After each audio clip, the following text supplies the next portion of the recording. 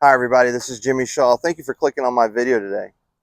Please like, subscribe, and comment down below for any other tips, drills, or any other type parts of the game that you want me to cover. If you want me to help you with your game, you can find me at these two locations, and the links are in the description. Again, thank you, and I hope you enjoy this video. So let's look at the swing, and you can see I've put two lines on the right, one line on the left. And I think most of the issues that you're having, they're going to kind of correlate and create.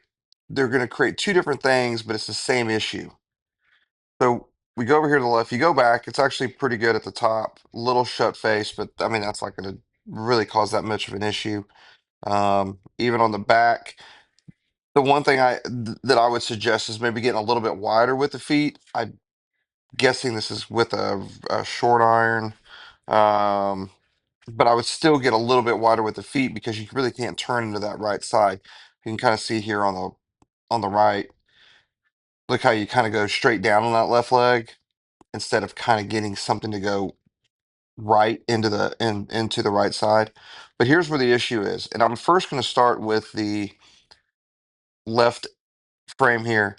You can see watch how that right leg kicks forward. When it kicks forward, watch what it does to your spine. Gets that early extension. You come off the wall, going right at it. And you can kind of see where your head is. And come over here, head. Look how much that head moves and you collapse. Now, if I come over here, at this point, ideally, what we would like to have happen is for the left side, I mean, the left leg to separate and to create space between the right. So the right leg is basically going to stay. The left leg is going to separate and create more space in the transition, leaving creating that X factor, getting that left knee further away from the right shoulder.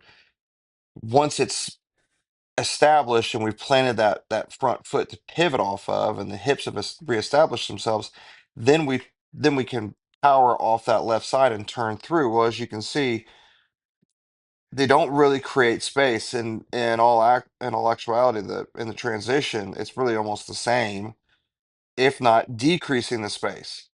And so when we do that, that left side never really clears. It just kind of stands up, it kind of gets in the way, and then we're going to have that early flip right there. And you can see instead of pivoting in that foot, we're kind of rolling it.